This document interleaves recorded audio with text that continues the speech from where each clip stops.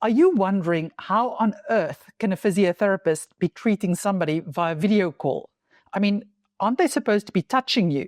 Well, you're not alone. It's one of the most common questions I get asked. Now, I will walk you through exactly how we do it and why it's such an effective way of treating people. But let's be honest, it doesn't work for everything. Not every condition is suitable for online treatment or remote physiotherapy. Your typical injuries that works really well with video consultations are your typical sports injuries, anything involving a muscle, a joint, ligament, tendon, sometimes even nerves, but it all depends on the type of injury. If we suspect you've got a serious injury, like a serious ligament injury, or you've torn a tendon, or it's simply something that we don't feel is appropriate to manage remotely, we always refer people on, because there's no use in trying to do something when it's not effective. It just ends in frustration for everybody. For those of you who don't know me, my name is Mareka. I'm one of the physiotherapists from sportsinjuryphysio.com, where you can get online physiotherapy assessment as well as treatment for any type of sports injury, all done via video call. Have a look at the description of this video if you want a link to our website. I agree. The concept of somebody diagnosing you when they're not even in the same room as you sounds totally bizarre. But let me explain why it actually can work and why it's actually not that different from when you're seeing somebody face to face.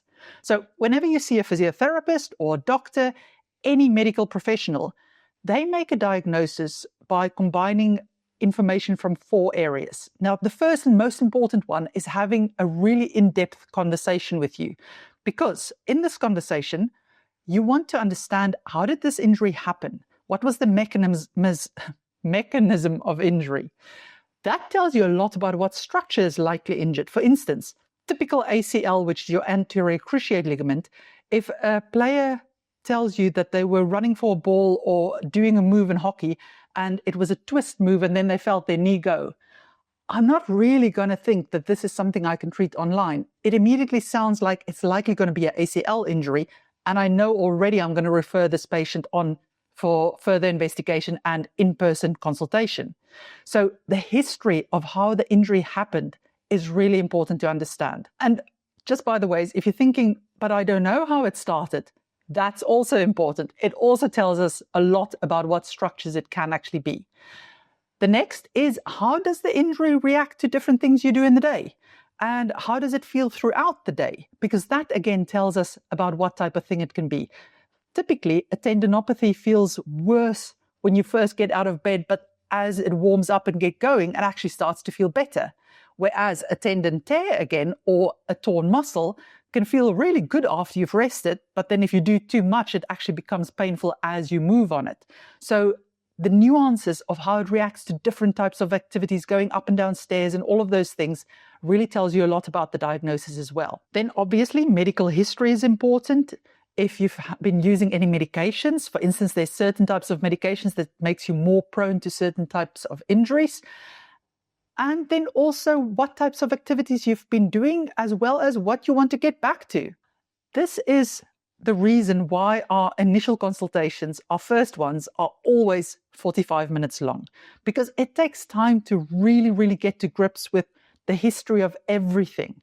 And even if you already have a diagnosis, that 45-minute appointment of having an in-depth conversation is still super important for the treatment process. And I'll explain that in a minute as well. The second thing a healthcare provider would do to diagnose your injury is get you to move and see how the injury reacts to different movements and stretches they may ask you to do. Now, obviously, that's very easy to do via video call, because you can see how somebody moves and all you do is place the camera in different areas.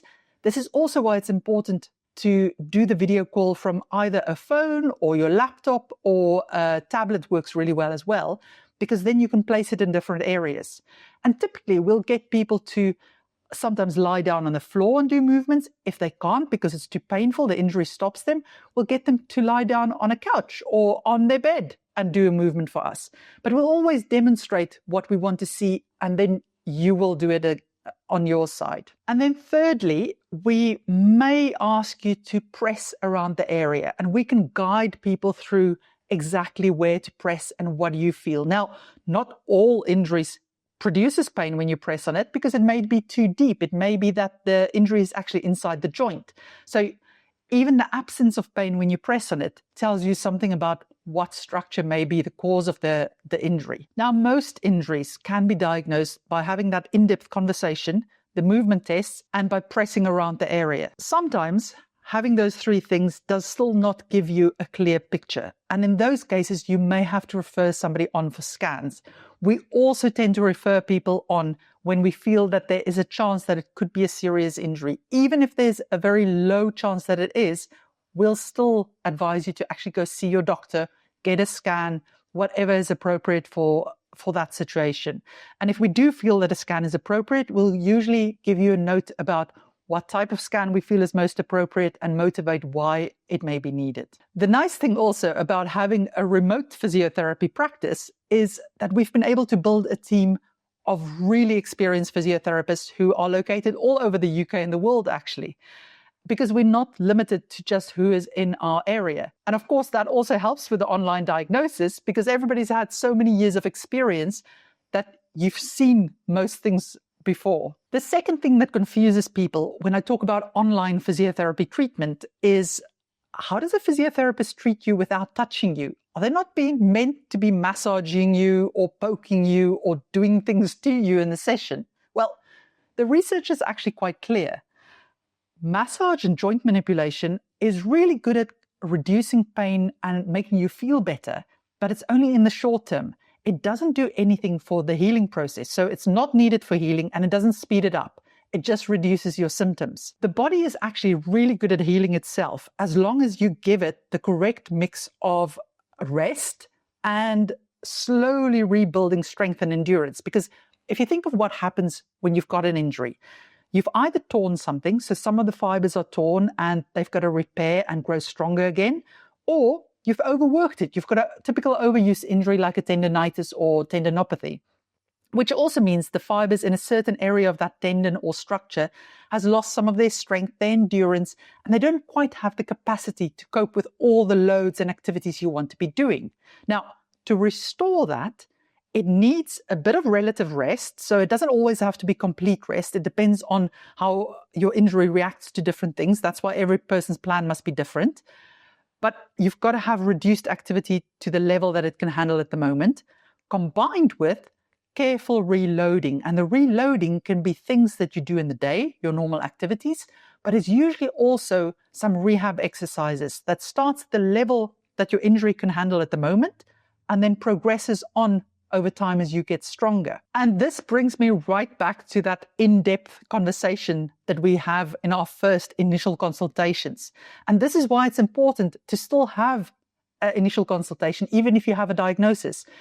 Because the key to understanding what exercise this person should be starting with, how they need to adapt their loads and their general activities, and what exercises are most likely going to help them in the long run and where we're working towards, all comes from the information we gather during that first conversation. We don't use cookie cutter programs in the clinic. What we tend to do is, yes, of course, we follow specific guidelines. There's always best practice guidelines for things like tendon injuries or muscle tears, but then we adapt it according to the person, according to what your goals are and the state of your injury that it's currently in. We usually explain the exercises via video call and we demonstrate them, and we may even ask you to do the exercises for us to make sure that you're doing them correctly. And then afterwards, you get a written report where we summarize what we found in the session, what we think is going on, and the treatment plan that we see going forwards.